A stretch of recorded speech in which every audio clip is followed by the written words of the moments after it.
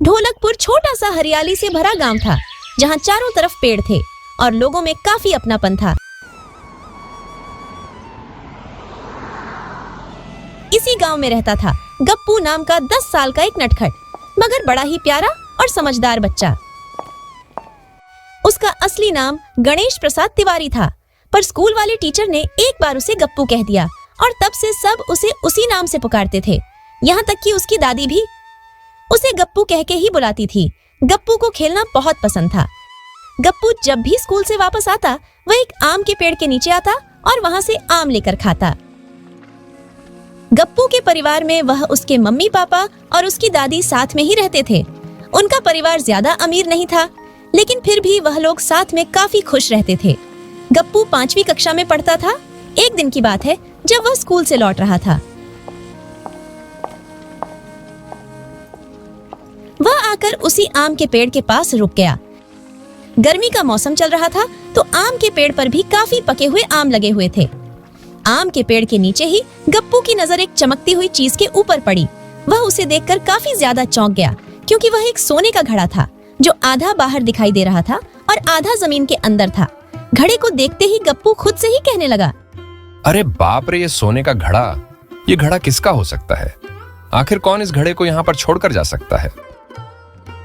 गप्पू ने जमीन से उस घड़े को बाहर निकाला और उसे अच्छे से साफ किया। बाहर निकलते ही घड़ा बोलने लगा, अरे भाई, कौन है तू? हाथ पैर सड़े पड़े थे, तूने बाहर निकाला, धन्यवाद। लेकिन बताओ, क्या तुम खाना मांगने आए हो या बस यूं ही छेड़ने? जल्दी बताओ, टाइम नहीं है मेरे पास। गप्पू तो घड़े को बोलता देख अचानक से डर गया। वह थोड़ी देर तो कुछ भी नहीं बोला, फिर आखिरकार हिम्मत करके वह बोला, तू बोलता है? तू क्या है? मैं हूं जादुई मटका भोलू दादा। जरा सोने दे भाई, 300 साल से नींद में था और आज तूने डिस्टर्ब कर दिया। अब फटाफट बता, तूने मुझे क्यों जगाया? आखिर तुझे क्या चाहिए? खाना पानी क्या चाहिए बोल। ये भोलू दादा सबकी इच्छा पूरी करता है, तेरी भी करेगा। क्या तुम सच में एक जादुई घड़े हो? मुझे तो यकीन ही नहीं हो रहा कि मैं एक जादुई घड़े से बात कर रहा हूँ। सच सच बताना, क्या तुम सही में मेरी इच्छाएं पूरी कर सकते हो, या फिर मेरे साथ ऐसे ही कोई मजाक कर रहे हो? काहे को दिमाग खराब कर रहा है भाई? ये भोलू दादा कभी झूठ नहीं बोलता। यकीन ना हो तो अपनी इच्छा पूछ कर देखना भाई। ये फालतू की बहसबाजी मत कर मुझसे, नींद आ रही मेरे को। जादू जादू की क्या बात करते हो? अरे मैं बड़े बड़े राजाओं की रसोई चला चुका हूं, बोलो क्या खाओगे?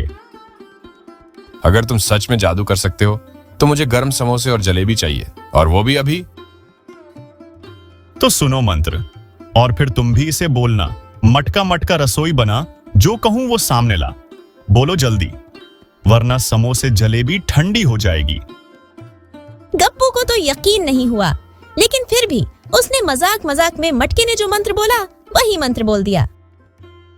मटका मटका रसोई बना, जो कहूं वो सामने ला।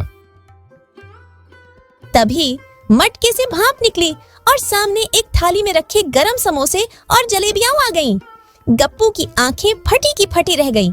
उसे अपनी आंखों पर यकीन नहीं हो रहा था। धन्यवाद जादुई मटके, मुझे तो यकीन ही नहीं हो रहा कि तुमने ये सब अपने जादू से किया है। बच्चे, मैं हर किसी के लिए नहीं चलता, सिर्फ नेक और समझदार दिल वाले मुझे जगह पाते हैं। अब से हम दोस्त हैं। तुम मेरे सीक्रेट हो, मैं किसी को नहीं बताऊंगा तुम्हारे बारे में। ठीक है, लेकिन एक शर्त है, जरूरत हो तभी बुलाना, वरना मैं नाराज हो जाता हूं। और नाराज मटका मतलब मेंढकों की बारिश। गप्पू मटके की बात को हामी भरता है। मटका भी अब वहां से गायब हो जाता है और गप्पू भी अपने घर की ओर चल पड़ता है।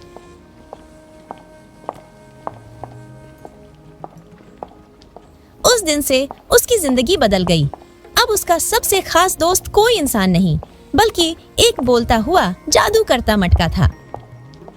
गप्पू और मटका अब पक्के दोस्त बन चुके थे। गप्पू रोज स्कूल से आते ही सबसे पहले अपनी अलमारी खोलता, जहां मटका आराम से बैठा रहता था। क्या बात है गप्पू, आज कुछ खास चाहिए? हाँ मटका भोलू दादा, आज मन कर रहा है कि बोलने वाला पतंग चाहिए। गप्पू ने मंत्र दोहराया, मटका मटका रसोई बना, जो कहूं वो सामने ला। भोजन तो रोज का काम है, आज कुछ नया ये ले बेटा, पकड़, तेरी बोलने वाली पतंग। मटके से निकली रंगीन और खूबसूरत बोलने वाली पतंग, जिसे देखकर तो गप्पू काफी ज्यादा खुश हो गया। पतंग मटके से बाहर निकलते ही बोला, बोलो रे हवा के सवारों, आ गया हूं मैं पतंगराज। कौन है मेरा उड़ाने वाला? हाथ में दम हो, कलाई में झलक हो, तभी उड़ाऊंगा मैं आसमान छूने वाला ठाठ। मैं हूं पतंगू भैया, 1 नंबर की रफ्तार, 2 नंबर की बातें और 3 नंबर की अकड़। अगर मुझे उलझाया या डील में धोखा दिया तो समझ लेना, सीधा तुम्हारे छत पर इमरजेंसी लैंडिंग कर दूंगा। अब बोलो, बाएं काटूं या दाएं मारूं? पतंग युद्ध शुरू करूं क्या? अरे ओ पटाखा परिंदे, तू पतंग है कि पंचायत का सरपंच? इतनी हवा तो तू उड़ने से पहले ही भर गया रे। अब जरा उड़ भी ले, वरना गप्पू से कहूंगा कि तुझे वापस मटके में रोल कर दे। हाँ, आसमान में उड़े तो छतों पर हल्ला मत करना। पिछली बार मेरी कसम खाकर तू सीधा बिजली के तारों में जा फंसा था। गप्पू बेटा, ध्यान रखना, ये सिर्फ दिखता सीधा है, बातों में तुम्हें गोलगप्पा समझकर निगल जाएगा। अरे मटका दादा, आप तो जल गए लगता है। कहीं पतंगू भैया को उड़ते देख के आपकी पुरानी टोपी तो नहीं उड़ गई? और पतंगू भैया, आप भी कम नहीं, पहली बार निकले हो और सीधा हीरो बन गए। लेकिन ध्यान रखना, उड़ना है ऊपर, पर टकराना नहीं, वरना फिर मटका दादा की मेंढक बम सेना तैयार खड़ी है। और हां मटका जी, अब आप भी मान जाइए कि आपके मटके से सिर्फ खाना ही नहीं, फुल टशन भी निकलता है। अगले दिन गप्पू की पतंग आसमान में उड़ रही थी। ढेर सारी पतंगें उसके आसपास मंडरा रही थीं। हवा तेज चली, डोरियां खींची और एक एक करके पतंगें कटने लगीं। बच्चे नीचे दौड़ पड़े पकड़ने।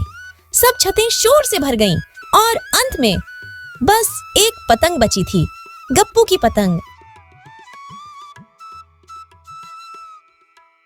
अब गप्पू ऐसे ही रोज मटके से नई नई चीज मांगने लगा।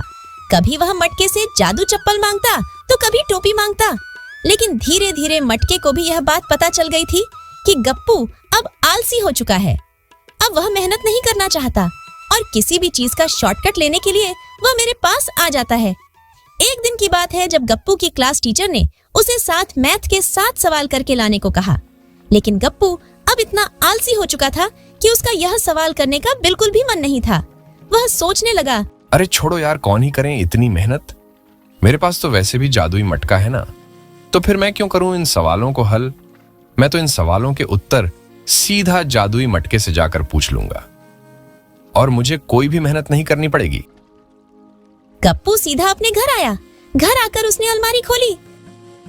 अलमारी में वही जादुई मटका रखा हुआ था। गप्पू अलमारी में रखे जादुई मटके से बोला, जादुई मटके, क्या तुम मेरे इन गणित के 7 सवालों को हल करके इनका उत्तर मुझे बता सकते हो? गप्पू बेटा, मैं तुझे समोसे दे सकता हूं, जलेबी भी, उड़ने वाला पतंग, गायब होने वाली चप्पल भी दे सकता हूं। लेकिन अक्ल वो तुझे खुद लगानी होगी। अगर मैं तुझे सीधे उत्तर दे दूं तो तेरे दिमाग के दरवाजे कभी नहीं खुलेंगे और बंद दिमाग में कोई जादू नहीं टिकता। गप्पू को भी आज पहली बार समझ में आया कि अगर सब कुछ मुझे बिना सोचे मिल जाए तो मैं खुद कभी कुछ सीख नहीं पाऊंगा। पहली बार लगा मेरे अंदर भी दिमाग है, बस उसे जगाना पड़ता है। आजकल कई बच्चे मोबाइल पर वीडियो देखकर सीधा उत्तर कॉपी में लिख देते हैं। ना सोचते हैं ना समझते हैं, बस जो दिखा उसे वैसा का वैसा चिपका देते हैं। लेकिन जब असली परीक्षा आती है तब दिमाग खाली लगता है, क्योंकि वो जवाब अपने अंदर से नहीं आया होता, सिर्फ दूसरों से लिया होता है। गप्पू ने सीखा, जादू भी हमेशा काम नहीं आता, पर मेहनत और समझ हर जगह साथ देती है। तो बच्चों, याद रखो, शॉर्टकट से नंबर मिल सकते हैं, लेकिन समझ से भविष्य बनता है।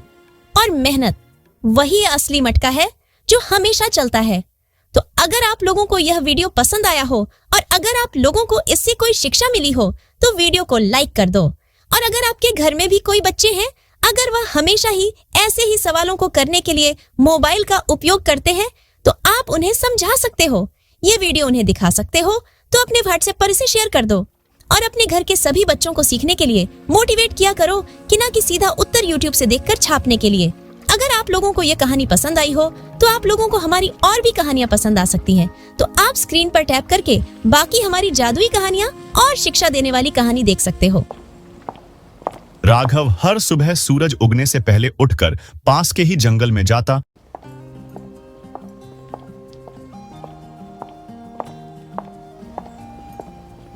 वहां जाकर सूखी सूखी लकड़ियों को